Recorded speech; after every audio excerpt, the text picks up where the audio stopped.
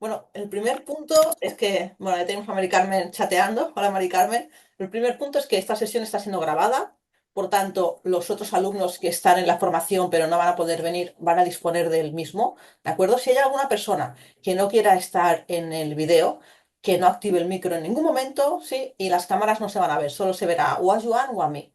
Entonces, las personas simplemente pueden hacer las preguntas desde el chat. ¿De acuerdo? Y yo desde el chat os iré hablando, respondiendo o poniendo voz a las preguntas que tengáis. Este es el primer punto súper importante. Vamos a poner aquí, hola chat, perfecto, para que los alumnos puedan ir entrando. Muy importante, podéis saludar desde qué lugar estáis. Muy importante también, si habéis visto los vídeos anteriores y habéis visto los órdenes del amor que hicimos los dos primeros y tenéis dudas, ponedlas en el chat porque lo primero que haremos será abrir dudas que tengáis antes de empezar con el trabajo. Así que damos un minuto de entrada.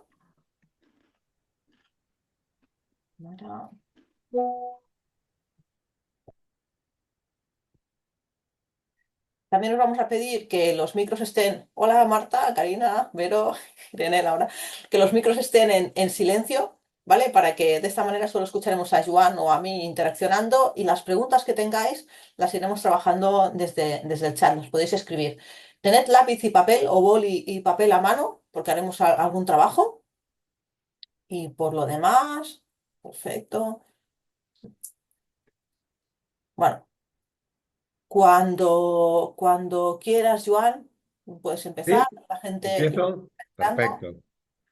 Muy bien, pues buenas tardes a todo el mundo y bueno, vamos a ponernos en marcha con el trabajo que nos quedó el otro día, que nos faltó el tema del tercer orden, pero antes de ello me gustaría abrir un ratito para que si alguien tiene algo que comentar o alguna pregunta, alguna cuestión. El otro día también hicimos la práctica con el tema de la visualización. Entonces, si hay alguien que quiere preguntar algo, necesita decir algo, pues que lo haga ahora, ¿eh?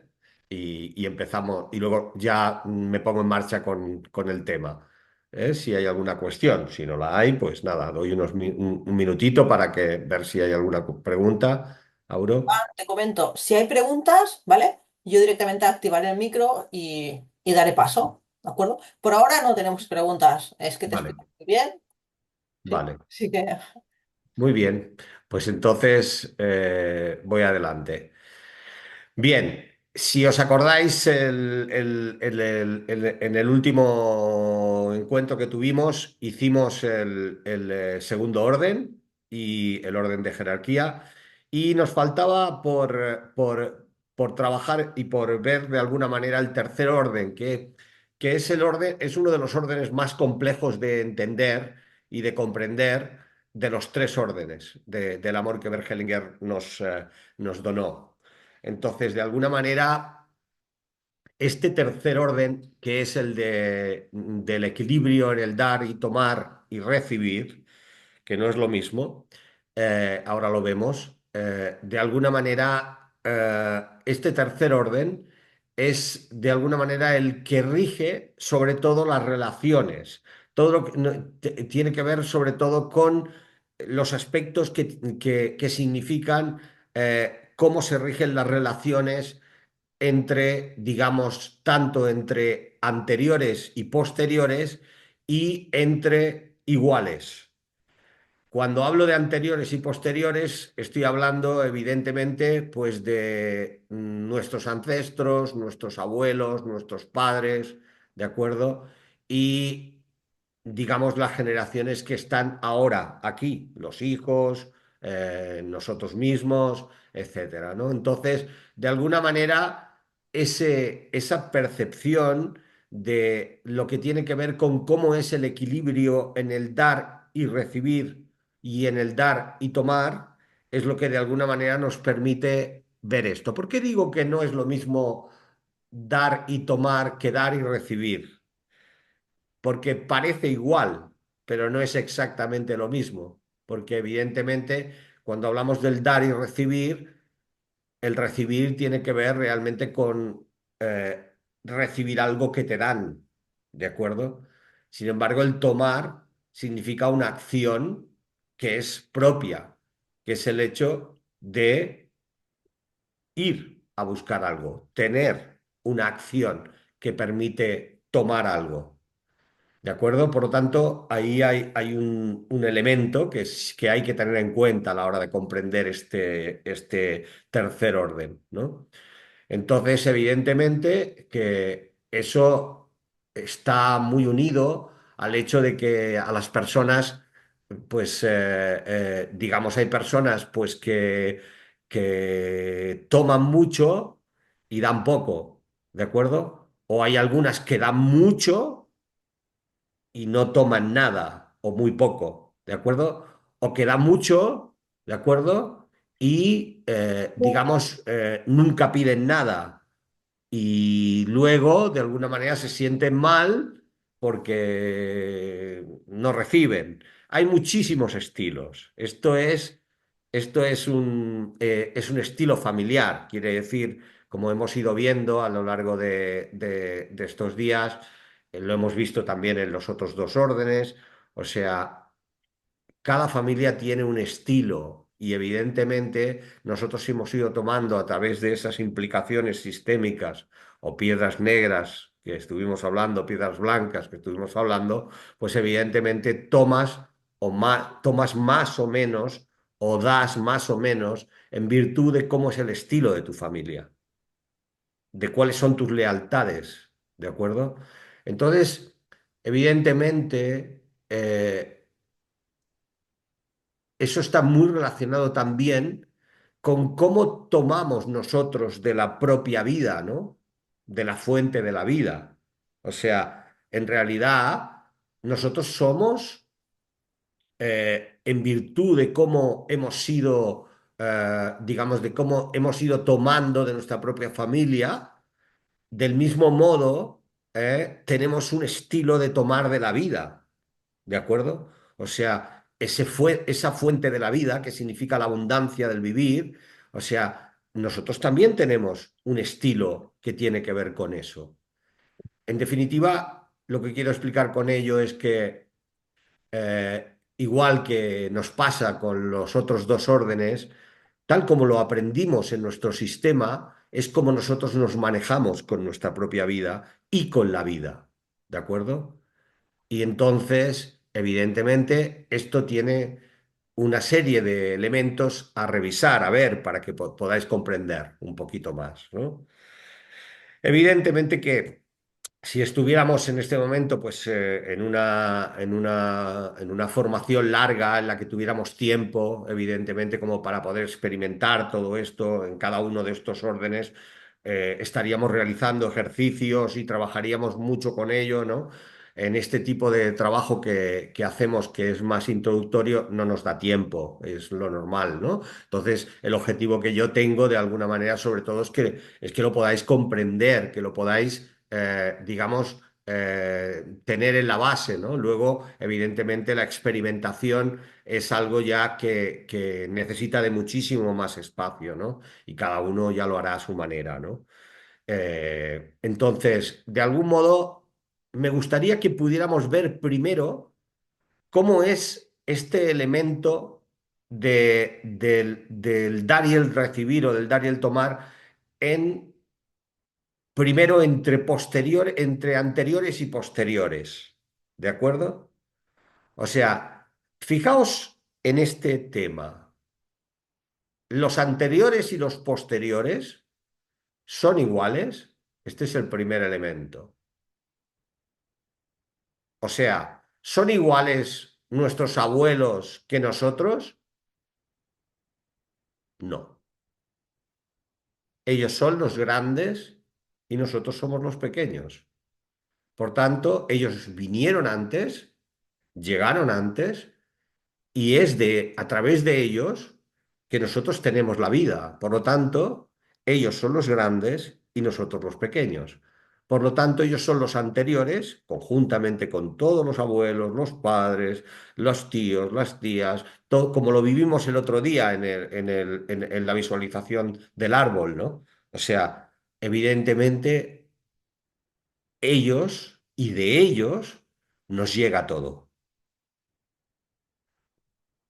o casi todo, ¿vale?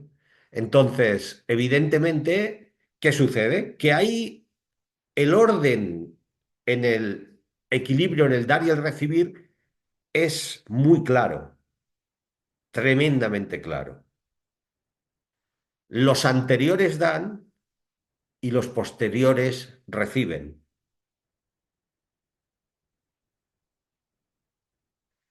Y yo añadiría, los anteriores dan y los posteriores reciben y toman. O sea, le sumaría al reciben y toman. Porque evidentemente hay cosas que no pueden ser, digamos, recibidas si no hay una apertura propia de la persona para abrirse realmente a tomar aquello que nos fue donado. Es la fuerza del vínculo. De esto hablamos el otro día un rato. Entonces, evidentemente, o sea, abrirnos al vínculo, eso, eso no depende de lo que ellos nos dan, solo depende de nosotros y significa tomar. Ahora, la vida y tantas otras cosas las recibimos.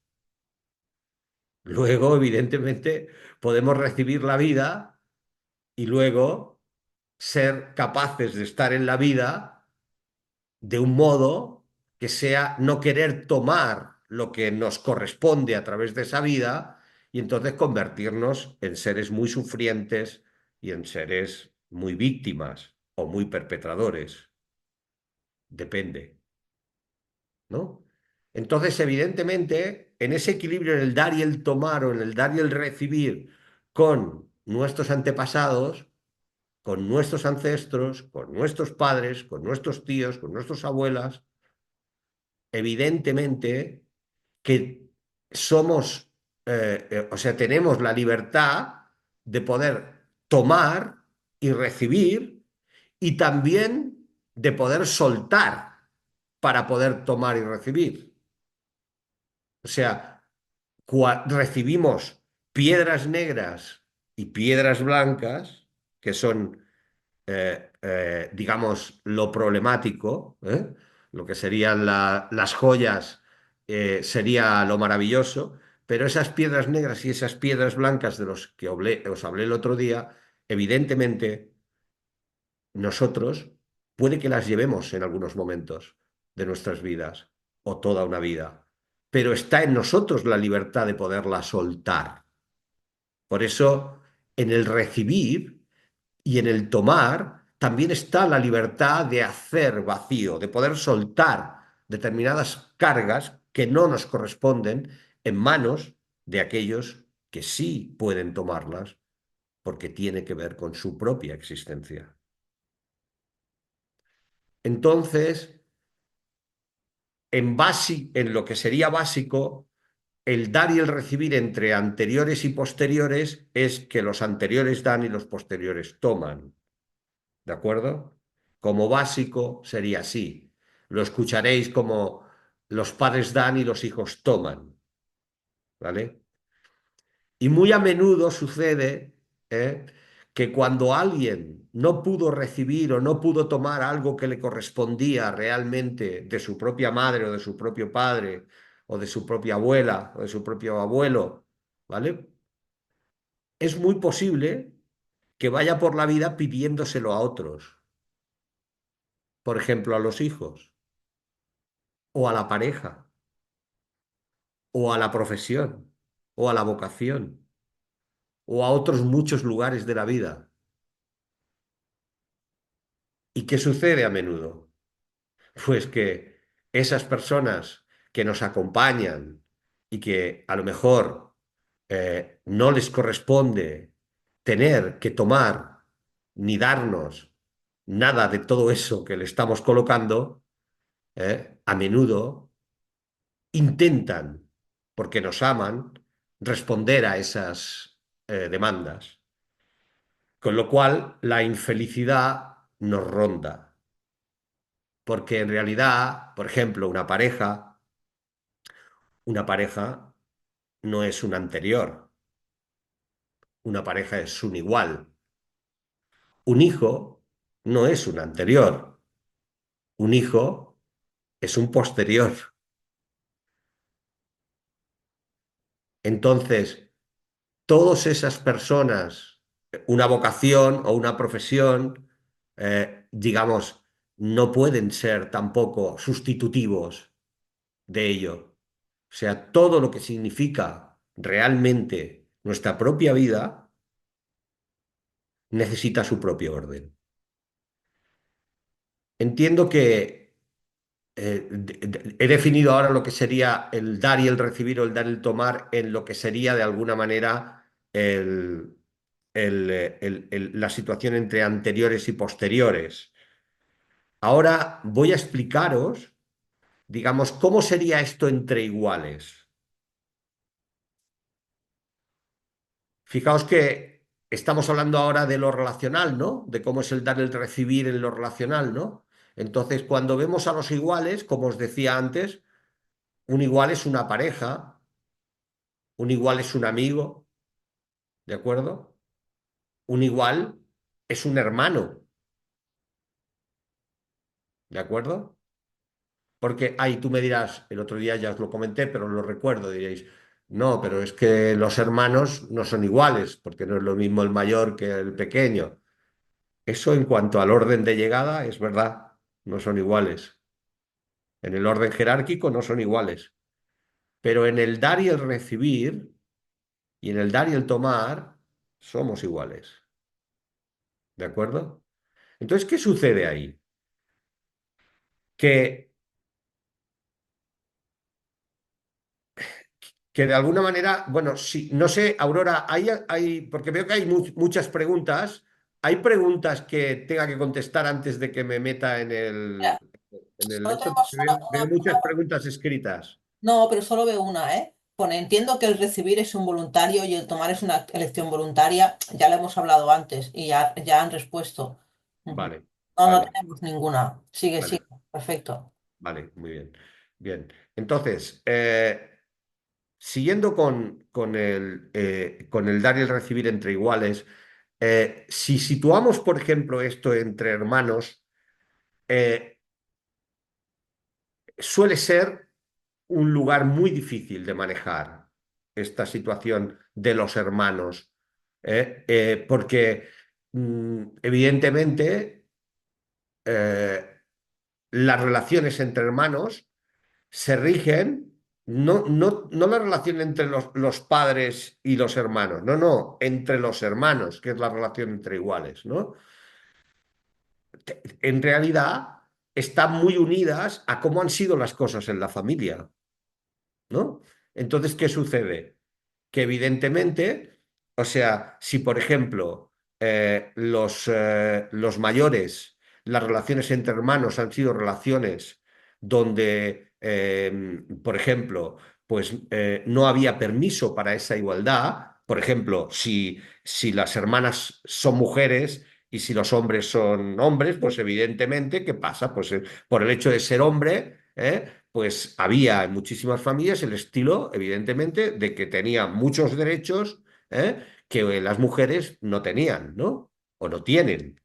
¿De acuerdo? Entonces, ¿cuál es la situación? Que ahí el desequilibrio ya viene dado y automáticamente los hermanos lo toman como, con una facilidad enorme, ¿no? Bien, por lo tanto, al final, el cómo nos manejamos en el dar y el recibir entre hermanos, esto está, digamos, ya acuñado, viene en nuestra propia estilo sistémico familiar. Fijaos que es increíble, ¿no? Porque es como que cuando escuchamos esto hay como una cierta sensación, me lo han preguntado muchas veces, como si estuviéramos predeterminados, ¿verdad? Porque decir, bueno, ¿qué podemos hacer con esto, no? No es verdad.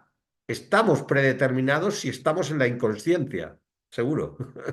O sea, porque vamos a estar en ese lugar porque nuestra inconsciencia nos va a llevar ahí. Pero si nos hacemos conscientes, si estamos presentes, entonces a partir de ahí nosotros puede que nos convirtamos en incómodos, para más de uno y más de una que no quiere que se mueva, ¿no? Pero evidentemente yo tengo y tú tienes la oportunidad, evidentemente, de vivir tu vida de un modo diferente, ¿vale? Y esto con los hermanos también pasa, ¿no?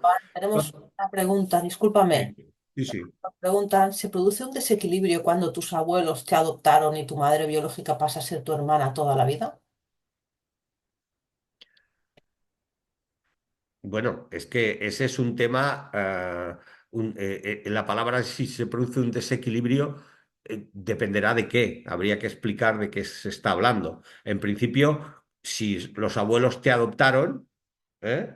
Si los abuelos te adoptaron, entiendo que son abuelos que son biológicos. O sea, quiere decir que me estás diciendo que te adoptaron, quiere decir que tu madre y tu padre no estaban y te adoptaron los abuelos. ¿Entiendo esto? O que fuiste adoptada y luego te adoptaron los abuelos adoptivos. ¿Cómo es esto? No lo sé. Habría que ver el detalle. ¿De acuerdo?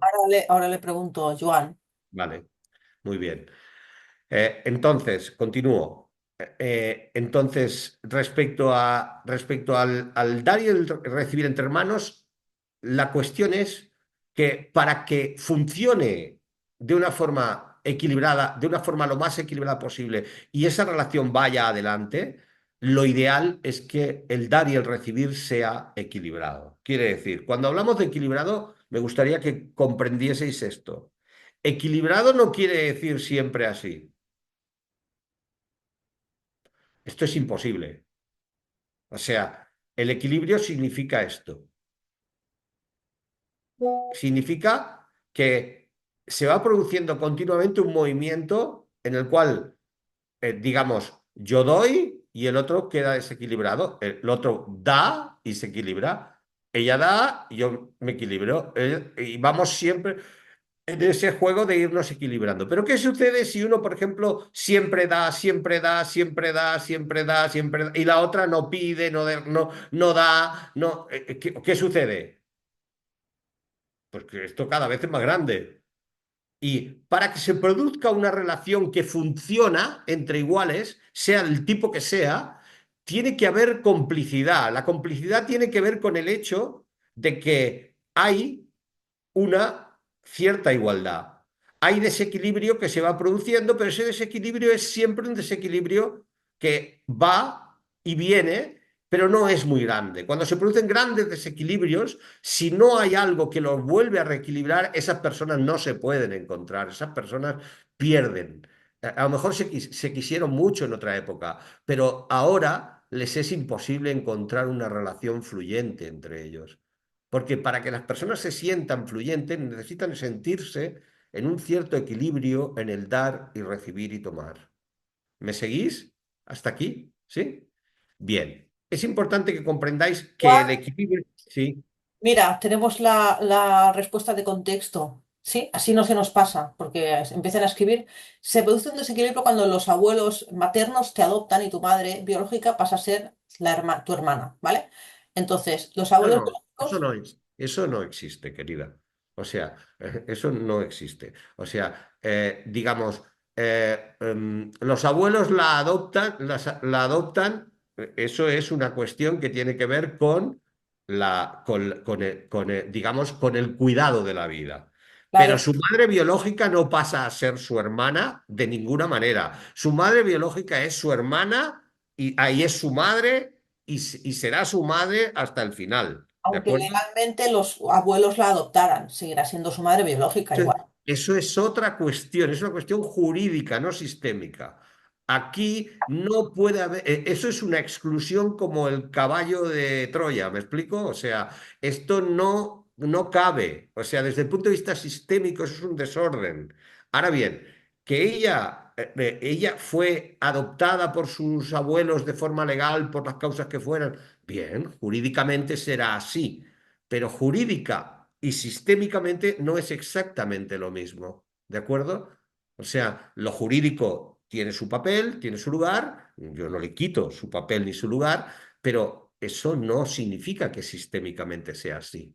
Los órdenes del amor no dependen de las leyes de las sociedades, dependen, en definitiva, de lo que se mueve en la realidad de la vida a nivel, digamos, de lo que es la conciencia sistémica de cada familia. Entonces, evidentemente, ¿qué sucede ahí?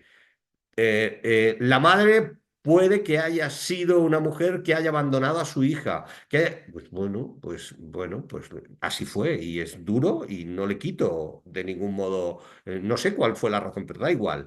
O sea, pero el hecho de que la adopten quiere decir que los papás, o sea, que en realidad el cuidado de su vida estuvo al cargo de sus abuelos, imagino que son sus abuelos maternos, ¿eh? Sí, Imagino que es además se así. fue cuando era un bebé, ellos lo adoptaron y luego regresó y le dijeron que era la hermana. Sí, pero eso es una Eh, eso es una situación evidentemente que produce un desorden en ella muy potente, evidentemente. Entonces es muy trabajable, pero no es tu hermana querida, para nada, es tu madre, ¿de acuerdo? Y posiblemente poner eso en orden en tu vida, te va a permitir situarte y posicionarse de otra manera en tu vida, ¿vale? Bien, continúo. Eh, Ahí podíamos ver en esto que nos estaba explicando ella, esta pregunta, se puede ver claramente que ahí hay una alteración, digamos, doble. ¿Qué órdenes estarían ahí desordenados? Yo aún los recuerdo porque algunos se han olvidado, porque claro, desde uno era el derecho a pertenecer, el otro era la jerarquía y el tercero es el equilibrio entre el dar y el tomar. Bueno, pues como veis, ahí, ¿qué está alterado? El primer orden y el segundo orden, ¿verdad? O sea, el derecho a pertenecer, hay una exclusión de la madre, ¿de acuerdo? Y luego hay un desorden jerárquico, ¿eh? Esta es la hermana, claro. Imagínate el lío de la compañera, ¿no? El lío que la compañera, con buena fe, por parte de sus abuelos, no hay juicio, de ningún tipo, ¿eh? Aquí no estamos hablando de buenos ni de malos, esto no lo usamos en sistémica, ¿de acuerdo? O sea, hablamos de lo que ayuda y de lo que dificulta. Joan Irene nos pregunta, ¿y el tercer orden no estaría afectado en el equilibrio entre el dar y el tomar? Sí, pero ya, de alguna manera, habría que ver ahí, habría que ver respecto de quién. Estaría alterado, pero sería respecto de quién, ¿no? La madre ausente no altera el dar y el tomar a la hija. Sí, pero evidentemente, claro, los que son evidentes y muy claros son los dos primeros, ¿de acuerdo? Luego el tercero habría que ver de quién estamos hablando. Por ejemplo, cómo altera entre la abuela y ella, cómo altera entre el abuelo y ella, cómo altera entre la madre y ella. ¿Cómo altera esto el equilibrio en el dar y el tomar entre los padres, digamos, los abuelos y su madre? O sea, claro que hay, pero ya hay que mirar directamente cada uno de las relaciones en concreto, ¿de acuerdo? Pero los dos primeros son evidentísimos, ¿de acuerdo? Quedan muy claros. Muy bien, sigo adelante. Entonces, segundo, el tema del equilibrio del dar y el tomar, miremoslo ahora, lo hemos visto entre hermanos y ya veis cómo es, ¿no? Pero si ahora lo miramos esto. Joan, antes que pases, un segundo, disculpa. Cuando varias personas comentan que les es muy difícil sentirse en equilibrio con los hermanos para mantener el vínculo o porque sienten que ellos siempre están y el otro no, en todas estas áreas. Ya lo he dicho antes. Lo he explicado nada más que me he puesto a hablar de los hermanos, ¿no? O sea, es uno de los lugares donde es más complicado. ¿Por qué?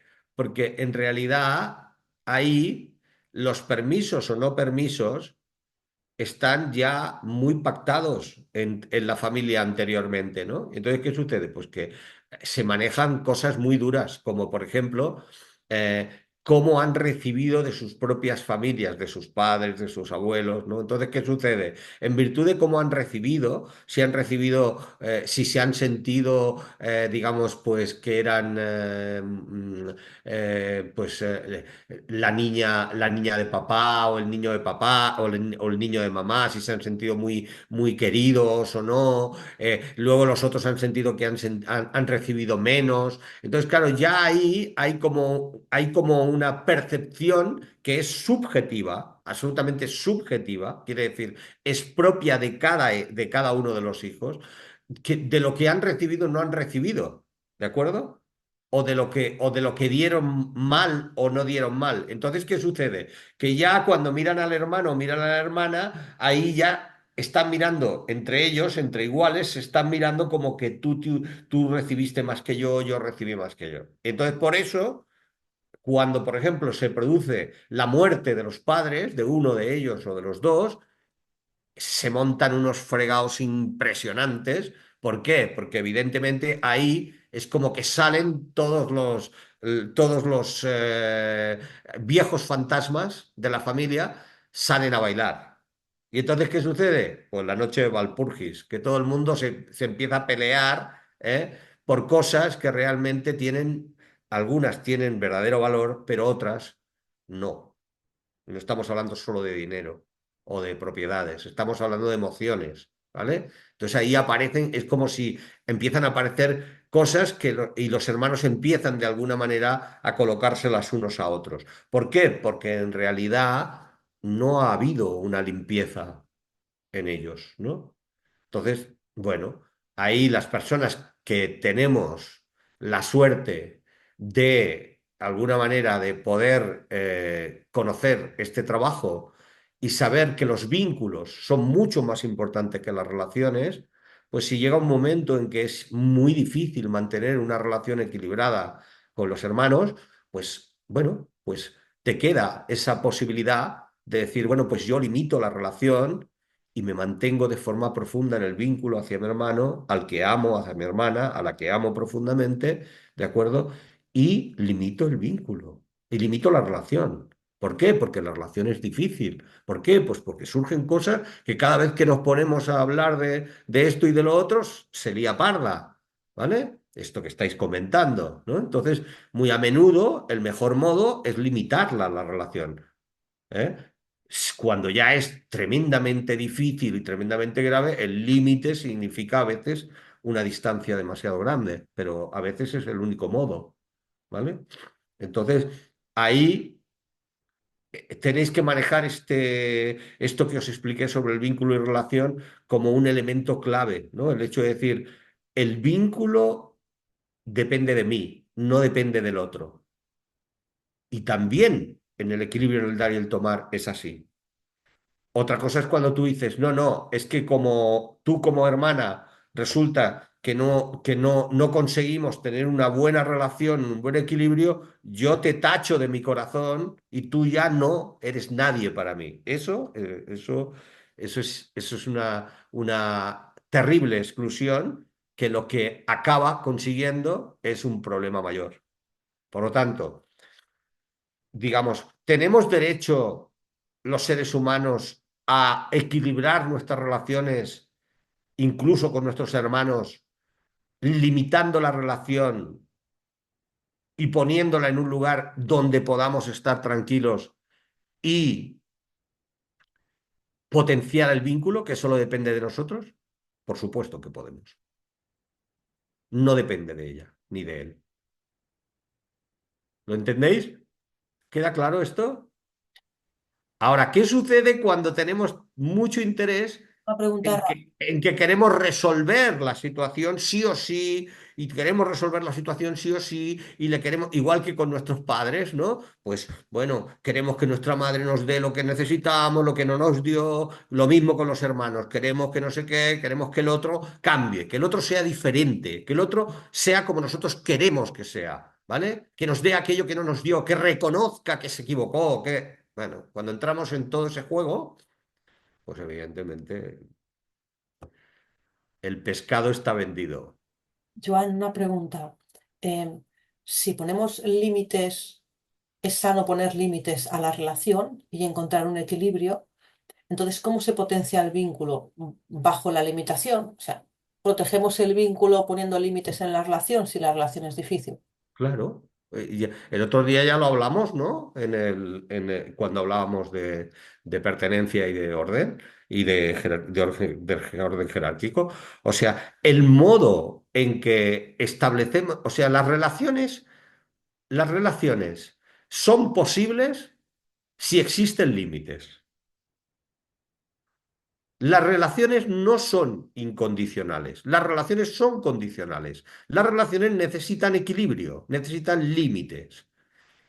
Y evidentemente, si nosotros somos capaces de saber que yo tengo unos hermanos, tú tienes unos hermanos y unas hermanas, y tú sabes perfectamente que tienes un vínculo primario con ellas, independientemente de que no te gusten o de que te hayan hecho algo difícil, ¿de acuerdo? O sea, tú no puedes excluir a tu hermana o a tu hermano porque son tu hermana y tu hermano. Y si tú haces ese movimiento de exclusión en tu corazón, de exclusión con tus propios hijos, no permitiendo que tengan relación con sus tías o con sus tíos, o sea, de mil maneras, ¿vale? Pues evidentemente lo que vas a lograr con ello es, evidentemente, estar en guerra contigo mismo, estar en guerra en tu interior, no tener paz y que evidentemente se puedan producir exclusiones en tu propio sistema y que lo que te está pasando a ti también pueda pasar con tus hijos o con tus nietos. Por tanto, vuelvo a los límites. O sea, las relaciones tienen posibilidades cuando tienen límites. Solo cuando tienen límites es posible. Y si son vínculos primarios, aún más. ¿Vale? Entonces, uno puede tener un vínculo profundo con su familiar y no tener ninguna relación. Pues sí, claro que sí, claro que sí. Joan, Sí. eso pasa cuando mueren, ¿no? No tienes relación, pero el vínculo es enorme. Pero ahí está claro, ahí estamos en el vínculo primario, digamos, con padres, abuelos, etcétera. Pero aquí lo estoy enseñando con los hermanos, que tiene que ver más con el equilibrio, ¿no? O sea, y evidentemente es igual en ese punto, ¿no? O sea, yo me puedo llevar muy mal con mi hermana o con mi hermano o con cualquiera de ellos o con todos y resulta bueno, que es una situación bueno, que puede que esté ligada a asuntos ciegos que yo puedo tener en mi sistema y que no veo, pero no sé cómo hacerlo. Entonces, ¿qué sucede? Pues que hago lo que puedo con eso. Entonces, si establezco determinados límites, tal vez pueda sobrevivir a la relación y mantener el vínculo. Ahora, si me pierdo en lo relacional y me quemo en lo relacional y estoy ahí quemando en lo relacional, pues es muy posible que eso no sea posible y que acabe, digamos, cerrando, porque me duele, cerrando el corazón, no solo las relaciones, sino el corazón y excluyendo de una forma muy profunda o autoexcluyéndome, como pasa en el primer orden, digamos, completamente de mi familia. ¿Se comprende? Ya sé que cuando toco este tema de los hermanos, es como que estoy aquí tocando, sé que estoy tocando, que ahí estáis todos y todas ya hirviendo, ¿no? Porque el tema de los hermanos es un temazo para todo el mundo, ¿no? Y todo el mundo o lo tiene con sus hermanos o lo ha visto con sus padres y es un asuntazo, ¿no? Bien, es todo un tema y evidentemente solo esto daría para mucho, para muchísimas clases, ¿no? Bien, entonces vamos adelante y ahora me gustaría hablar de cómo sería esto, por ejemplo, en la pareja. Porque la pareja no es un vínculo primario, no es un vínculo de sangre, en principio, ¿verdad que no? La pareja es un lugar especial, porque la pareja es un lugar donde nosotros nos vinculamos desde la intimidad, digamos, pero a través de un vínculo secundario o relacional. ¿Cómo se desarrolla el vínculo secundario relacional? Se desarrolla a través del amor, o sea, de la relación amorosa con el otro, por lo tanto la amistad puede ser un vínculo secundario, pero cuando a eso le añades la intimidad sexual, ¿de acuerdo? Entonces, ahí la posibilidad de que el vínculo secundario se haga todavía más fuerte y más potente es muy grande. Entonces, ¿qué sucede? Que además, si se produce que esa pareja además tiene hijos, entonces se produce un doble vínculo. Por un lado hay un vínculo primario que es el que un vínculo secundario que es el que les unió, que sigue vivo, el de pareja, pero luego también tienen un vínculo primario a través de los hijos, que es que la sangre también les ha unido. Por lo tanto, hay un doble vínculo, vínculo relacional y vínculo de sangre. Esto solo se produce en la pareja, digamos, o, digamos, en tipos de relaciones donde verdaderamente acaban habiendo hijos aunque no hayan parejas, ¿vale? Entonces, ¿qué sucede en esta situación? Que evidentemente, digamos, el equilibrio en el dar y el recibir en la pareja es el lugar, diríamos, más complejo que existe, ¿vale? ¿Por qué? Porque se pueden estar los dos vínculos a la vez en juego. Con lo cual, imaginaos que la posibilidad de conflictos es muchísimo más grande. Y es por ello que el fabuloso mundo de la pareja y la madre que lo parió, como me gusta decir a mí, pues es muy grande, ¿no? Es para lo bueno y para lo no tan bueno, para lo maravilloso y para lo difícil, ¿vale? La pareja es un lugar donde podemos comprender muy bien qué potencia tiene este tercer orden. Y voy a entrar en ello, porque si lo de los hermanos ya moviliza el pastel, pues imaginaos lo que va a ser ahora cuando empiece a hablar de la pareja, ¿vale? Pues bueno, imagino que será complejo de poder explicar aquí esto porque no tenemos mucho tiempo, pero bueno, haré lo posible, ¿vale? Bien, quiero que entendáis que la pareja son dos iguales. Puede ser una pareja heterosexual, una pareja, digamos, homosexual, dos hombres, dos mujeres, lo que sea, ¿de acuerdo? Pero una pareja. Evidentemente, cuando se produce una pareja eh, y se encuentran dos personas, lo que está pasando ahí es que, digamos,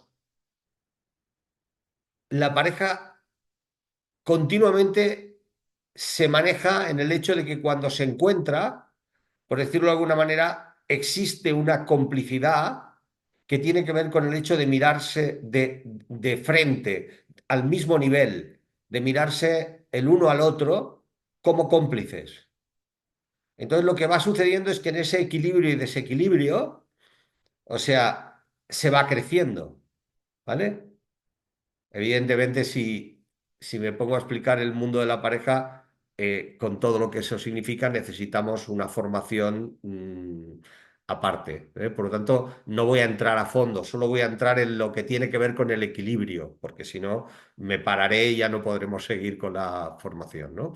Bien, pero quiero que entendáis que ahí se va produciendo ese equilibrio y desequilibrio, que se va produciendo ahí, y en ese movimiento que se va produciendo el equilibrio y el desequilibrio, ese equilibrio y desequilibrio no se produce solamente en el hecho de ir creciendo juntos, sino que también se produce en el hecho de cómo nos dañamos, o sea, cómo nos hacemos, cómo nos damos cosas que nos hacen bien y que nos hacen crecer, y otras que nos dañan y que nos hacen sufrir, ¿de acuerdo? Que nos producen dolor. Algunas nos producen alegría, otras nos producen dolor. Y ese es el movimiento de crecimiento de una pareja. Pero las parejas avanzan cuando, más allá de que haya movimientos dolorosos o movimientos que alegran, por decirlo de alguna manera, son capaces de mantener continuamente este juego de equilibrarse y desequilibrarse y encontrar el equilibrio. El problema viene cuando uno de los dos, digamos, da demasiado, por ejemplo, y el otro recibe demasiado, ¿vale? Y esto no se encuentra un lugar de compensación, ¿vale? No hay un lugar que permita una compensación y es como que uno está muy aquí y el otro está muy aquí. Y fijaos que es muy difícil que mis dos manos se encuentren en estas distancias, ¿verdad? Imaginaos que las puntas de mis dedos son los ojos de uno y de otro, ¿no? Imaginaos, claro, es aquí donde nos encontramos, pero aquí o aquí es muy difícil, ¿verdad? Entonces, ¿qué sucede? Que el equilibrio en el dar y el tomar en la pareja significa que cuando alguien da demasiado o tiene que dejar de dar tanto, ¿vale? O lo que sabe es que poco a poco va a ir convirtiéndose en alguien tan lejano al otro que no va a haber la posibilidad de que haya encuentro, ¿vale? Existe la otra parte, la persona que de alguna manera solo sabe tomar, tomar, tomar o recibir, recibir, recibir, recibir y no da. Cuando estoy hablando de esto no estoy hablando de dinero, ¿eh? El dinero forma parte, pero no estoy hablando de lo mercantilista, estoy hablando exclusiva, estoy hablando, una pareja significa muchas emociones y tiene muchos lugares de compensación. ¿Me explico? No es lo mismo el dar y el tomar entre dos socios que en una pareja, ¿verdad? En una pareja, aparte de que hayan temas materiales, hay un gran equilibrador. ¿Cuál es el equilibrador? El hecho de que se aman, de que tienen un proyecto compartido, ¿de acuerdo? De que tienen una serie de elementos que han decidido juntos, ¿no? ¿Vale? Y a partir de ahí puede haber los pactos que hayan, pero tienen que ser pactos que no pueden llevar a uno a estar aquí y al otro a estar allí, sino que tienen que estar en una situación que se mantenga esa complicidad y que permita que la pareja realmente siga encontrando un buen lugar entre ellos. ¿Se comprende? Entonces, ¿qué sucede? Bert Hellinger nos explicaba esto de esta manera. Decía, cuando en una pareja o en una relación de amigos, ¿vale? Cuando dos personas que se quieren y que son pareja o amigos, que tienen un vínculo relacional, quieren hacer crecer el amor, ¿eh? El modo es muy fácil. Hay que aprender a vengarse positivamente o a compensar positivamente. Quiere decir, si resulta que tú eres mi pareja y resulta que tú sabes que a mí, yo qué sé, que a mí me gusta mucho el fútbol, ¿no? Y entonces dices, hostia, pues si a Joan le gusta mucho el fútbol, a mí el fútbol no me importa nada, no tengo ningún interés en el fútbol, pero sé que a Joan le gusta mucho. Entonces le voy a regalar una entrada para el clásico, ¿de acuerdo? Y le voy a decir, mira, ahí tienes una entrada para el clásico y otra para que vayas conmigo o con quien tú quieras, con tu amigo, con quien tú quieras. Claro. ¿Qué sucede? Que cuando yo recibo esto, claro, a lo mejor la entrada vale 60 euros, no quiere decir que tenga que ver con el valor económico, no, pero evidentemente resulta que cuando yo recibo esto, que yo me siento muy visto, ¿no? Muy reconocido por mi pareja, ¿no? ¿Verdad? Muy bien. Entonces, yo me pongo muy contento y entonces le digo, no, no, tú te vienes conmigo y luego nos vamos a cenar. Ah, qué bien, pues muy bien.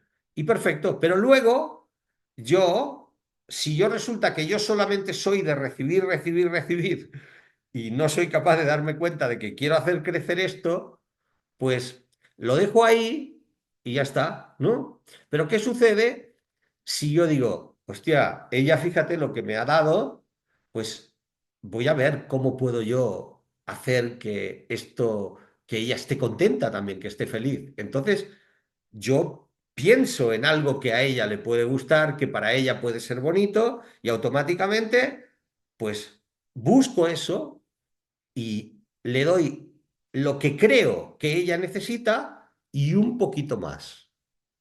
Así como de Bergelinger decía, si tú quieres hacer crecer el amor o algo que tiene que ver con un igual, dale, iguálate o ponte un poquito por encima. Siempre que sea algo que tiene que ver con hacerlo crecer, con llevarlo a un mejor lugar. ¿De acuerdo? Ahí se ve claro, ¿verdad que sí? Ahí se ve claro. Por ejemplo, veamos ahora cómo es cuando se produce una situación al revés. Quiere decir que no es que nos hacemos un bien, sino que nos hacemos un daño. Entonces, en un momento determinado, suponte que tú o yo le hago daño a mi pareja. Entonces resulta que eh, Bergelinger decía que cuando se ha producido un daño, también tiene que existir, digamos, una venganza positiva. Quiere decir, eso no puede quedarse igual. Por ejemplo, si resulta que se ha producido una situación donde, digamos, tú habías pactado algo con tu pareja y resulta que tu pareja, digamos, no cumple con ello y hace algo, digamos, que te daña, no solo no cumple, sino que te daña. Entonces esa persona viene a verte, tu pareja viene a verte y te dice, mira, lo siento mucho, me he equivocado, no lo he hecho bien, la próxima vez lo haré mejor. Vale, muy bien. Hasta ahí, el hecho de que una persona se dé cuenta ya es una parte, ¿no?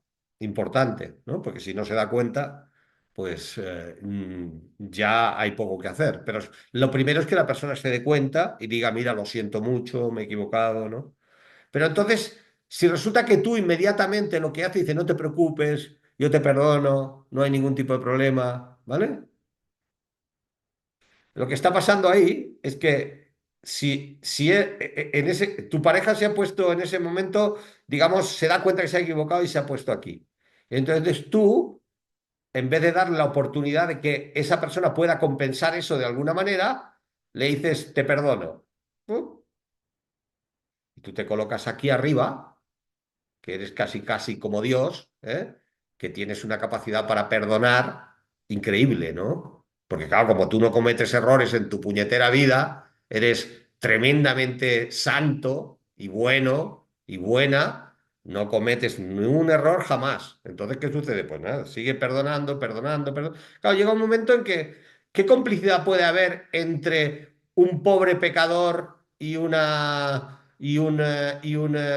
santo o una santa? Pues muy poca complicidad, ¿eh? Lo único que se puede hacer es rezar al santo o a la santa, pero no hay forma de que vuelva a ser tu marido o tu mujer. En realidad ahí se ha producido una factura, ahí se ha producido una factura. Hay algo que hay que pagar, ¿vale? Entonces se tiene que compensar eso. Y entonces decía Bergelinger, en ese caso, cuando se trata de la compensación por daño, tiene que ser al revés. La factura tiene que ser igualarse un poquito por debajo. Si haces lo mismo o te pones por encima, la cagas. ¿De acuerdo? Porque lo que va a pasar es que eso producirá una nueva factura del otro, otra, otra, otra, y es una escalada que rompe la relación.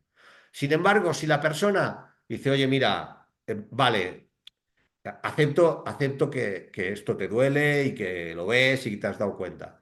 Pero bueno, mira, para mí sería importante pues que hicieras esto, o hicieras esto, o hicieras esto, como forma de compensar esta situación. Tiene que estar un poquito por debajo, porque si te pones por encima, o igual la lías parda. ¿Me seguís en la compensación positiva y la compensación negativa? ¿Sí? Bien, por supuesto que esto tiene muchísimos elementos, ¿eh? Y que por eso os digo que tendríamos para mucho tiempo, ¿no? Pero sí es importante que lo comprendáis, que lo veáis, ¿vale? Que veáis cómo es. Esto rige también, por ejemplo, con los amigos, ¿vale? Pasa igual. Pongamos un ejemplo para que podamos entenderlo con los amigos. Un buen día, pues yo quedo yo qué sé, pues quedo a tomarme un café con una amiga en un bar de Barcelona, ¿vale? Y estamos tranquilamente tomando algo y resulta que mientras estamos tomando algo, llega un amigo de mi amiga. Hombre, ¿qué tal? No sé qué, se saludan, tal, y mi amiga me dice, ¿te importa si se sienta con nosotros? Y yo digo, no, no, yo es tu amigo, no tengo ningún problema. Y se sienta con nosotros. Entonces, iniciamos una conversación y estamos tranquilamente. Y eran las 12 del mediodía y son las 6 de la tarde y seguimos allí, dale que te pego. Hemos comido, hemos hecho de todo, ¿vale? Hemos charlado de todo maravillosamente. Bueno, muy bien. Y cuando llega la hora de irnos, cuando llega la hora de irnos, pues resulta que él se levanta y va y paga todo lo que hemos tomado. Entonces, cuando viene, yo quiero pagar y entonces él dice, no, no, ya está pagado. Y entonces, inmediatamente, ¿qué pasa en mí? ¿Qué sucede? Imaginaos vosotras en esa situación. ¿Qué sucede? Inmediatamente lo que suele suceder es que la persona en su interior sin haber tenido una relación con esta persona en serio, siente que hay una deuda con ella. Es como que de una forma inconsciente nosotros llevamos en nuestro interior como una especie de libro de contabilidad en todas nuestras relaciones. Es como si tuviéramos un debe y un haber en cada una de nuestras relaciones, con cada amigo, con cada amiga, con cada persona ¿qué sucede? Pues que evidentemente, es que esta amiga, que resulta que yo la he llamado 6 veces, ¿vale? Y ella no me llama nunca, o este amigo. ¿Vale? Claro, ¿qué va pasando en ti? Que te vas sintiendo el desequilibrio. El debe y el haber está en marcha ahí. No hay una situación. Entonces, si uno se mantiene en el debe, en realidad está cometiendo el error. Si le importa a esa persona, lo que tiene que hacer es poder decirle al otro, oye, mira, yo necesito que tú también muestres interés en que estás conmigo. ¿De acuerdo? Y que me llames, o que no sé cuánto. ¿Me explico? Y el otro a lo mejor te dirá, pues mira, no me daba cuenta, ni siquiera me había dado cuenta. Bueno, pues vale, no te dabas cuenta, pero ahora sí, date cuenta de que a mí esto me importa, ¿vale? Me importa porque me importas tú, ¿vale? Por lo tanto, este trabajo con el dar, recibir, pedir, tomar, esto es todo un elemento clave en nuestra vida. Y trabajarlo con seriedad permite que nuestras relaciones funcionen. ¿Por qué? Porque las relaciones necesitan límites. ¿Se comprende? Entonces, muy a menudo me encuentro en consulta y también cuando hago trabajos de grupos a personas que me dicen, no, pero es que claro, es que yo tengo vergüenza de pedir, es que yo tengo miedo de pedir, es que, bueno, reina, pues, ¿qué sucede con tu vergüenza? ¿Qué pasa con tu miedo? ¿Qué esconde eso? ¿Qué piedras negras están ahí o piedras blancas que están impidiendo que tú de alguna manera crezcas en la vida y te muestres con lo que necesitas? Porque claro, esa es una buena manera de perder a las personas a las que quieres. Porque cuando tenemos en nuestra vida a alguien que solo sabe dar, dar, dar, dar y no da espacio a que el otro dé, ¿qué le pasa? ¿No? ¿Y qué le pasa a esa persona que solo sabe recibir, recibir, recibir, recibir, recibir, ¿vale? O tomar, tomar, tomar, tomar, tomar, ¿eh? Y no da. El amor crece cuando tenemos el inmenso placer de dar y recibir, el inmenso placer de amarnos en ese intercambio. El intercambio es maravilloso, ¿de acuerdo? Y cuando es entre iguales, mucho más. Por eso suelo decir que tal vez uno de las relaciones más hermosas que un ser humano puede tener en la vida es la amistad, ¿no? O sea, tal vez la amistad es uno de esos lugares que yo diría que tocan el cielo, ¿de acuerdo? Porque te permiten, de alguna manera, estar en un lugar donde realmente los corazones pueden vibrar desde un lugar donde hay libertad, ¿de acuerdo? Pero esa libertad crece en la medida en que las personas son capaces de establecer límites, de decir lo que necesitan, de decir lo que sienten. ¿Vale? Joan, tenemos unas cuantas preguntas que hemos ido guardando, ¿vale? Venga, Para ir vamos a por sacando. ello.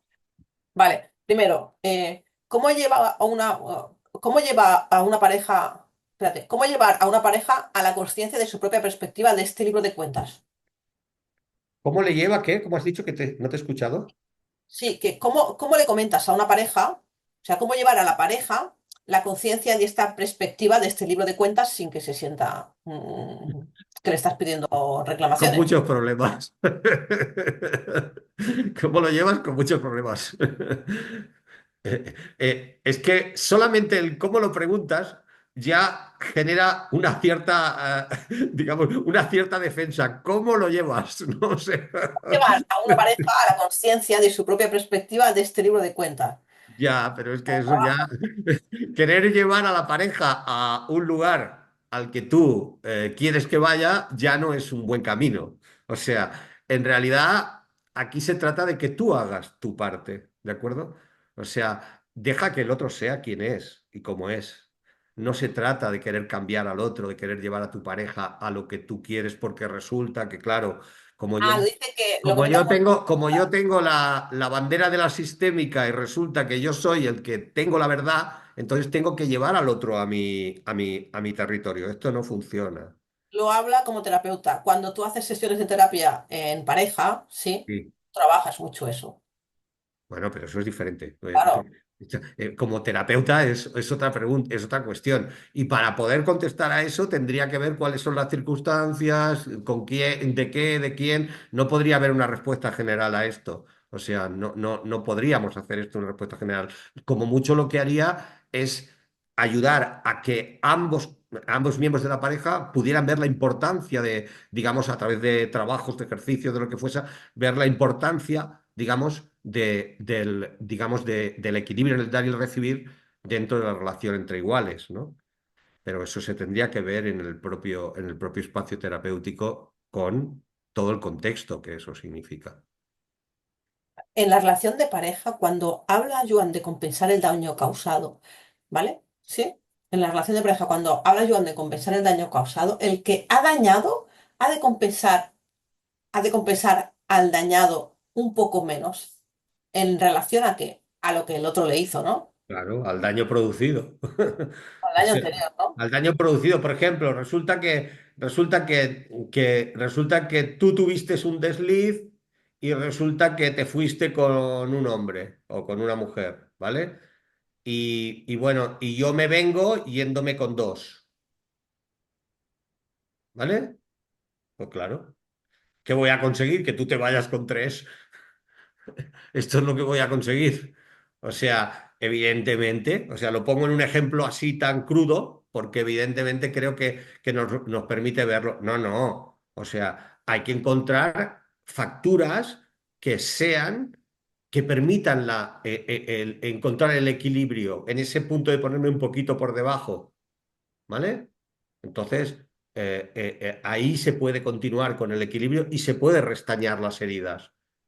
O sea, digamos, eh, es cierto, Bergelinger decía que hay un momento en el que si el daño producido ha sido tan grande que es imposible, pues la situación no tiene solución, ¿vale? No todo se puede equilibrar. Pero, perdón, ¿puedo intervenir? Sí, sí, adelante, Artur.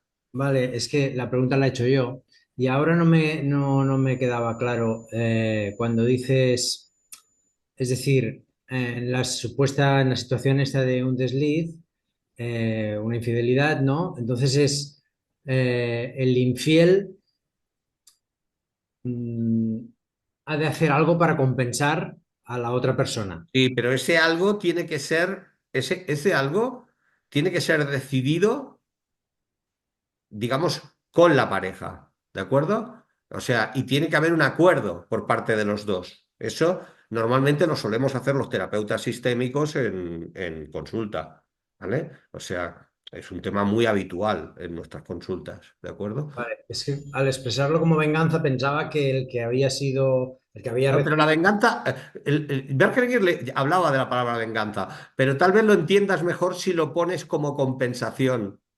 ¿De acuerdo? O sea, pero es una venganza positiva, sería, ¿de acuerdo? Y evidentemente de lo que estamos hablando aquí es de que hay un acuerdo al final que la persona que ha sido dañada dice, bueno, esta sería mi factura, por decirlo de alguna manera, ¿no? Muy bien. Si esa factura es excesiva, quiere decir que en realidad es una factura que ella o él dicen, no, no, pues no, no, yo para quedarme tranquilo con esto, yo me voy a ir con tres. Pues bueno, pues muy bien. Pues es muy posible que el otro no pueda tomarlo y lo rompa, ¿no? Vale, vale. ¿Entiendes qué quiere decir? Pero es una situación como de acuerdo. Normalmente los terapeutas sistémicos, cuando hacemos este trabajo, lo que hacemos es que entramos en una situación de exploración de los dos para encontrar una negociación finalmente y encontrar un lugar que sea suficiente como para que verdaderamente se produzca una, digamos, un nuevo encuentro de la complicidad. Porque al final en la pareja el gran problema es la pérdida de la complicidad. O sea, cuando ya no hay posibilidad de mirarse a los ojos de una forma cómplice, lo que sucede es que la pareja, cuando escucho, mirad, yo en pareja, que hago mucha terapia de pareja, y cuando escucho esta frase que es tan dura, ¿no? De que es que para mí ella es eh, como si fuera mi hermana, como mi familia, ¿vale? O él es como si fuera mi familia. Cuando escucho esto, ya sé que tenemos un problema grave. No es que no sea, no se pueda resolver, ¿eh? Hay muchas posibilidades de resolver. La mayoría de cosas depende de las personas. Pero es un síntoma, ¿de acuerdo? Cuando se familiariza a la pareja, en realidad quiere decir que nos hemos ido mucho más al vínculo primario, al de ser el padre o la madre de los hijos, ¿no? Y hemos perdido el contacto ya con lo que nos unió, que es el vínculo relacional de pareja. ¿Entendemos esto? ¿Sí? Gracias. Por favor, Artur, gracias a ti. Joan, otra pregunta. ¿Cuando poner límites implica sacar el hacha de guerra? Si pones límites hay problemas y si no los pones te vuelves la víctima. Poner límites es difícil a veces. Sí, claro, claro que poner límites es difícil a veces y también es difícil no ponerlos, ¿de acuerdo? O sea, lo que es evidente es que los límites necesitan, el hecho de establecer límites no significa que hay que sacar el hacha de guerra. O sea, porque evidentemente, digamos, los fondos son muy importantes, pero las formas lo son tanto como los fondos. Entonces, evidentemente, poner un límite puede ser puesto perfectamente con una forma que permita que no sea el hacha. ¿Me explico? Uno puede incluso llegar a limitar una relación al 100% y por eso no tiene por qué sacar un hacha. Simplemente tiene que ser capaz de poner ese límite de un modo que sea claramente entendido por el otro. eso en terapia Gestalt le llamaríamos asertividad, ¿vale? Entonces, evidentemente, se trataría exclusivamente de ser asertivos en nuestros límites y claros.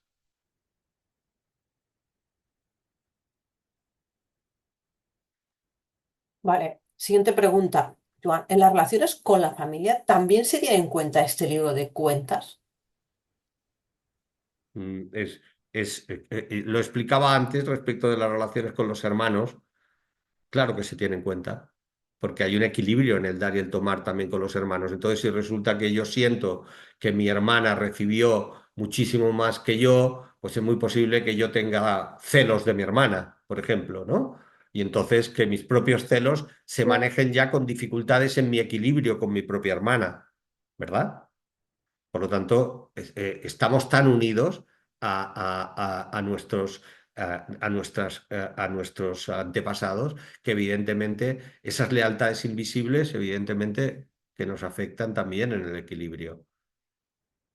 Porque hay hermanos que, por ejemplo, se han educado dentro de la familia con el no recibir nada o muy poco y otros con recibir mucho. Imaginaos, por ejemplo, yo qué sé, las sociedades como era la sociedad catalana en el pasado, en el cual existía la ley de lo que llamamos el hereu, el heredero, en el cual, por decirlo de alguna manera, el único que recibía ahí era el hijo mayor. El resto daba igual.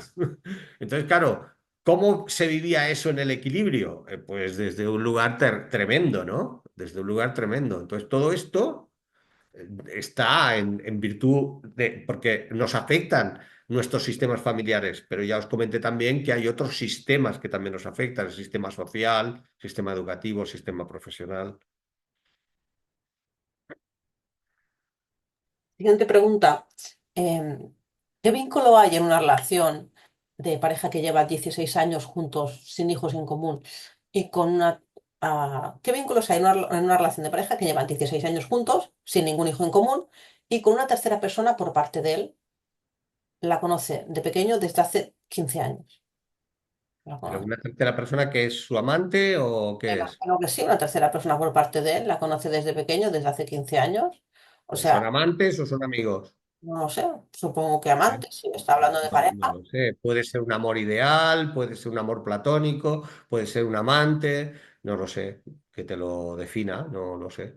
En principio, si ellos simplemente están ellos dos y tiene un amigo íntimo, una amiga íntima que resulta que, pues bueno, pues eso es exclusivamente una pareja, ¿de acuerdo? Digamos, con una unión muy íntima con otra persona. Si resulta que existe una relación de amantes o de pareja, digamos, de contacto donde la sexualidad también tiene un lugar, pues evidentemente pues son una pareja con un amante, donde uno de ellos tiene un amante.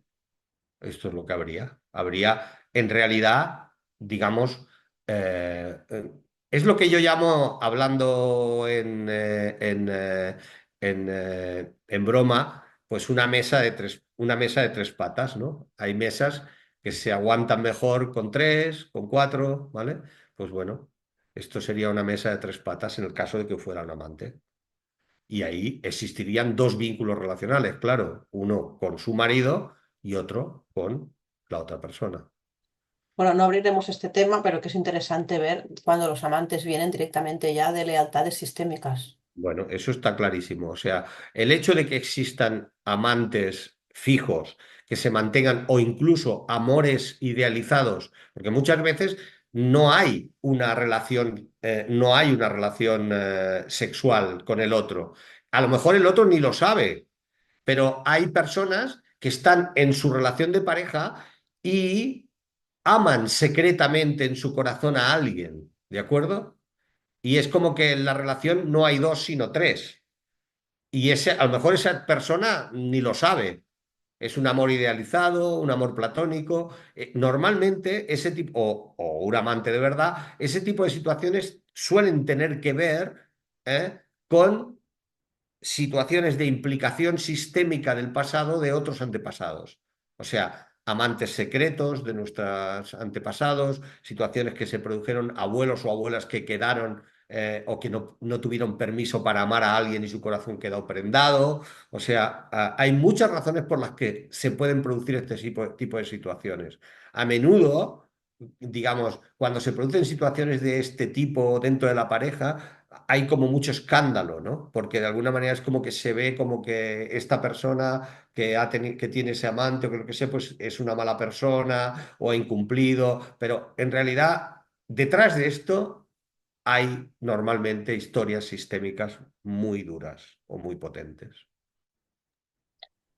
Eh, vale. Cuando uno ha sido el puntal emocional de otro a nivel de dar y tomar, ¿sería posible reconstituir ese vínculo con conciencia? Cuando uno ha sido el puntal de otro en dar o tomar. Sí, cuando uno ha sido el puntal Sí, emocional del otro a nivel sí. de dar y de tomar, ¿sería posible reconstituir ese vínculo? Sí, claro que sí, por supuesto. Tú has dicho con conciencia, ahora no lo has dicho, pero Conciencia. antes sí. Sí. Sí, claro que sí. Con conciencia sistémica es perfectamente viable reconstruir ese vínculo. Yo tengo una forma de entender el tema que es que cuando dicen aquello que segundas partes nunca fueron buenas, yo digo segundas, terceras, cuartas, quintas, todas las partes pueden ser buenas si realmente hay conciencia como para aprender de lo que ha sucedido y hay reconocimiento por parte de las personas que hicieron daño y de las personas que lo recibieron y se paga el precio, porque si no se paga el precio no hay nada que hacer. Si resulta que porque pasó algo difícil se va a estar continuamente, digamos, achacando la misma situación y diciendo es que fíjate porque tú hiciste esto, porque tú hiciste lo otro, entonces es mejor dejarlo ir. Una vez se ha pagado el precio, hay que seguir adelante y tener una cierta capacidad como para olvidarse de lo que pasó. Porque si no tenemos una cierta capacidad para soltar el daño que nos produjeron y el daño que produjimos, no hay posibilidad de avanzar con fuerza, porque nos agarramos al pasado. Y cuando nos agarramos al pasado, no podemos vivir el presente y mucho menos el futuro. ¿Vale? Vale, Joan, no nos da tiempo de hablar mucho hoy del precio a pagar en detalle, ni de los tipos de amores en las relaciones de pareja, que podrían dar contexto a esto, pero podemos dejarlo No, para... no, no, no, no, no, Yo no te ahora líes. tengo. No te líes No, porque no, nos no, no, salimos. no. Vale, entonces ahora yo tengo. ¿Y qué pasa cuando alguien tiene... Bueno, primero, ¿a qué patrón ciego puede responder que uno siempre esté disponible para los demás? Bueno, el hecho de que uno esté disponible para los demás puede obedecer a diferentes patrones, no a uno solo, a diferentes patrones. Pero en realidad, digamos, es una manera en la que la persona, en realidad, lo que está intentando hacer cuando hace eso es olvidarse de sí misma. En realidad es una forma de huir. O sea, estas personas que tienen el síndrome de la alfombra persa, ¿de acuerdo? Que son como una especie de alfombra para todo el mundo, o sea que el asunto es el otro, el otro, el otro, el otro, son un problema para ellas y para el otro,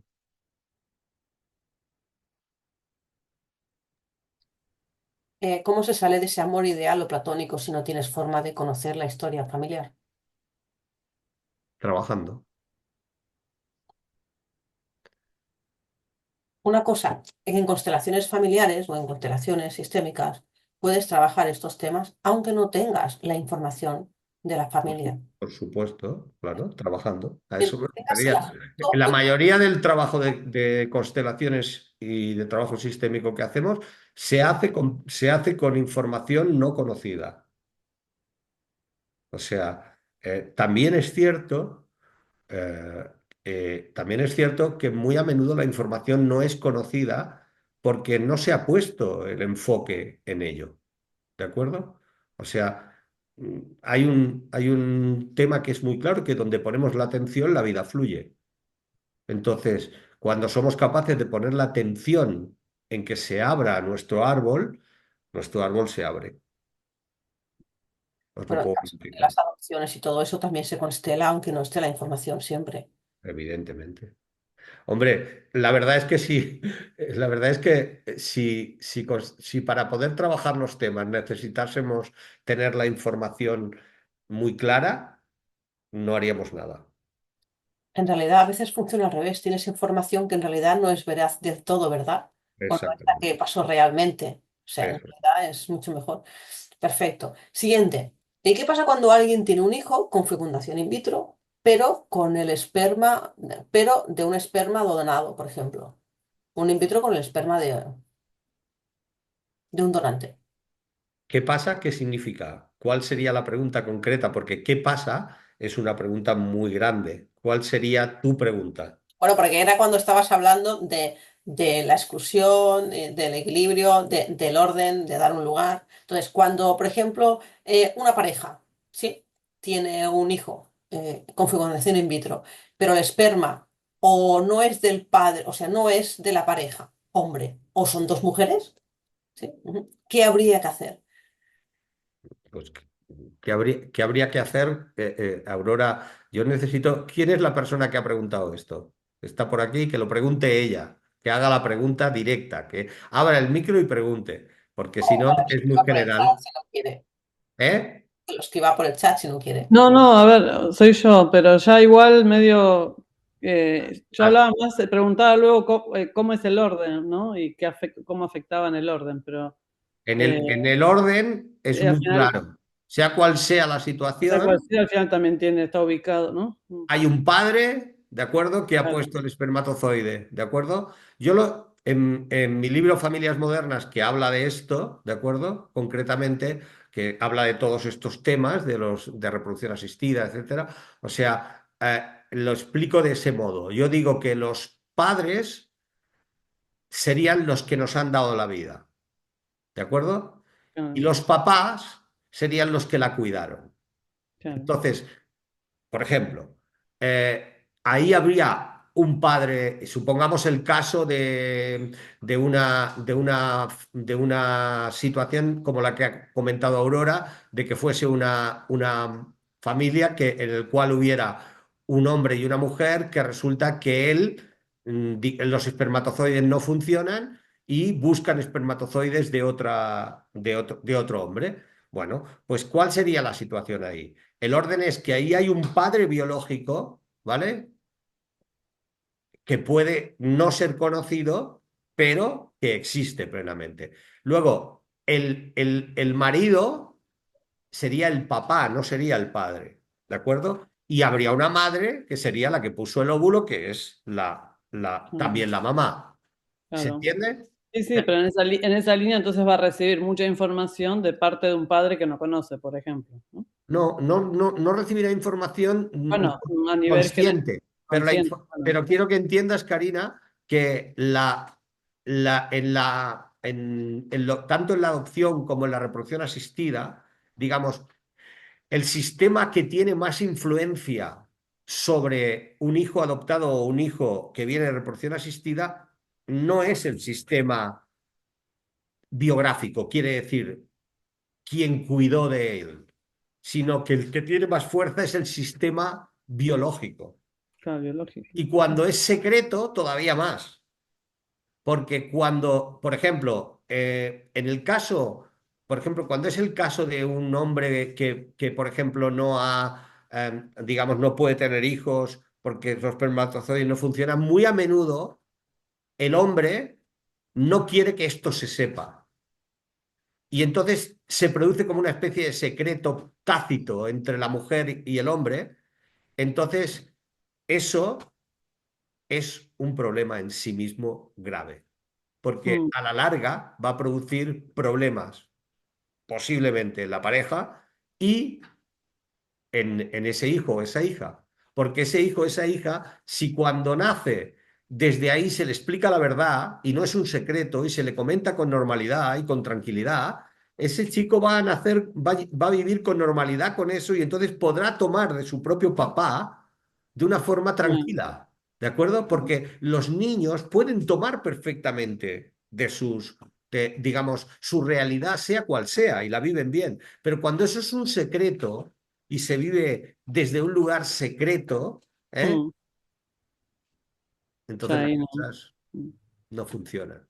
Claro, vale. ¿Entiendes, Karina? Sí, sí, sí, sí, sí, sí. Muy Vale, bien. gracias. Gracias a ti. Gracias a ti. Adelante, Aurora. Cuando no hay permiso de la madre para darle el reconocimiento y el lugar a una hermana de una primera relación del padre, Espera un momentito, que estoy pidiendo a ver si me pueden traer un vaso de agua porque estoy seco. ¿Me puedes dar un vaso de agua? Gracias. Bien, entonces, vuelve a preguntarme. ¿vale? Cuando no hay permiso de la madre, ¿vale? ¿Ok? Ujú. Para darle el reconocimiento y el lugar a una hermana de una primera relación del padre. A una hermana de una primera relación del padre.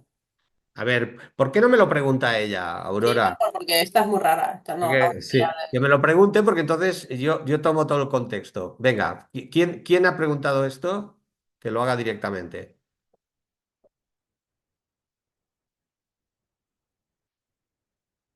Bueno, parece que no está en sala ya o debe estar en... bueno, si no, que ponga el micro, que lo ponga a escribir aquí. El siguiente es, si una hermana da mucho y recibe poco, ¿cómo se equilibra? Es que te piden una frase un poco corta. Si una hermana da mucho y Y recibe poco, recibe ¿cómo? poco, bueno, pues si una hermana da mucho y recibe poco, se equilibra no dando tanto y diciéndole al otro, oye, mira, yo también necesito que tú des. Es importante poder pedir lo que uno necesita. Claro, Tener el... Aquí dice, ¿y si la hermana o el hermano es el que se excluye? pues no hay mucho que hacer, porque la autoexclusión, ¿eh? Os lo dije en el primer orden, también es una forma de seguir a un excluido en el sistema. ¿Me explico? Una persona que se autoexcluye, uno puede decirle, oye, mira, oye, qué tal, que yo estoy muy cerca, que no sé qué, puede hacerle sentir que está cerca, que lo quiere, pero evidentemente la decisión de autoexcluirse o no, ¿de quién es? Del otro. Y normalmente, cuando hay autoexclusión y no hay exclusión, es porque alguien en el sistema está siguiendo a un excluido en el sistema, de una forma inconsciente.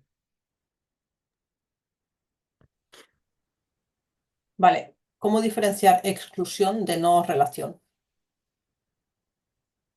O sea, una cosa es que tú no tengas relación con un hermano y otra cosa es que sientas que te ha excluido o que te sientas excluido. Claro. Porque la no relación,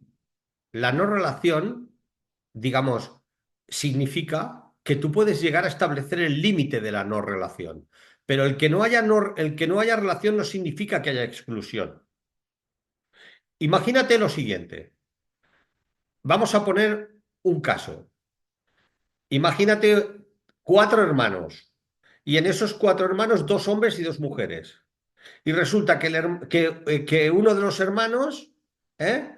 digamos, abusa de una de las hermanas a nivel sexual. ¿Vale? Entonces, eso ha pasado desde que eran niños. Y cuando la chica crece, la chica toma la decisión de que no puede relacionarse con él porque siempre acaba igual. ¿Bien? Pero a la vez ella siente en su corazón claramente que ama a su hermano. ¿Qué hace ella? Limita 100% la relación con su hermano y mantiene su vínculo en el corazón con su hermano. ¿Se puede comprender esto? Lo pongo en un extremo como este para que lo podáis entender. Yo he visto en constelaciones esto muchísimas veces y lo he visto incluso entre padres e hijos. Y se ve incluso entre violadores y, y nietos de violadores o nietas. ¿Y qué sucede? Que los representantes de unos y de otros van a buscar a la figura que es su padre o es su abuelo o quien sea. Porque una cosa es lo relacional y otra cosa son los vínculos. Yo Os no- pongo en este extremo para que lo comprendáis. Poniendo esto ya es más fácil entender, ¿vale? Está claro la diferencia entre exclusión y no relación cuando, por ejemplo, alguien te dice, no, mi hija no tiene padre, o eso es una exclusión total, o no sé, o mi hermano para mí está muerto. Es que Claro. sí, sí. Cuando, por ejemplo, el hecho de que alguien esté muerto significa que ya no tiene un lugar. Eso es una exclusión, como una catedral, porque es evidente. Si hay algo evidente es que cuando realmente alguien no está excluido, cuando muere aún tiene más lugar en nuestro corazón.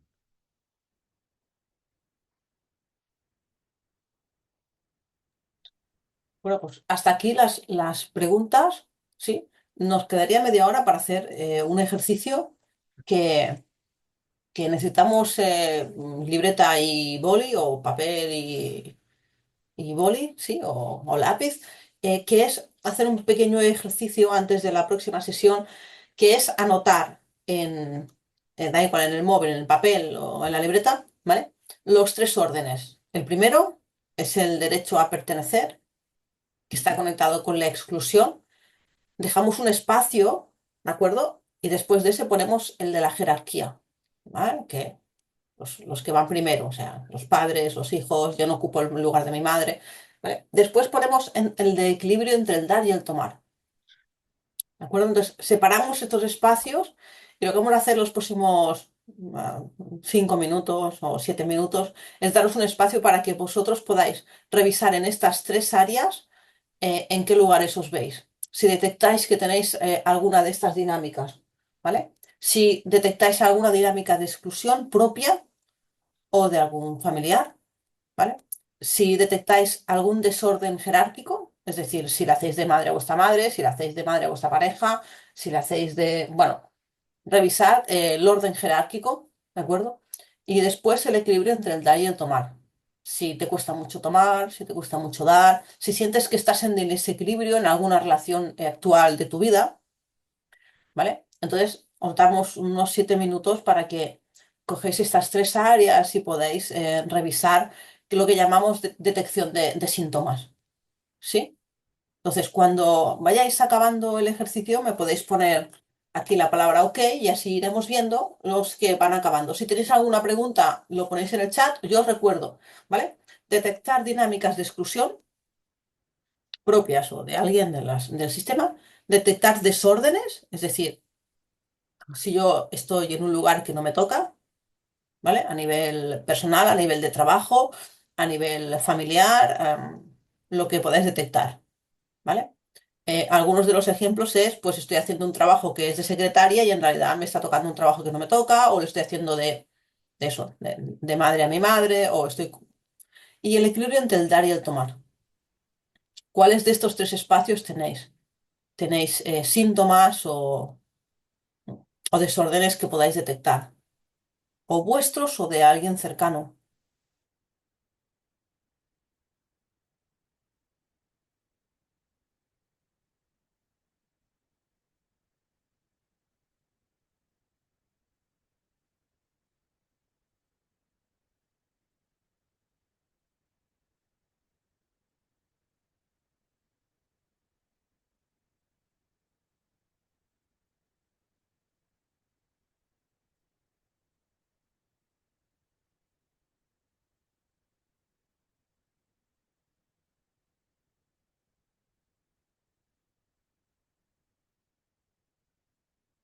Acaba a las 9.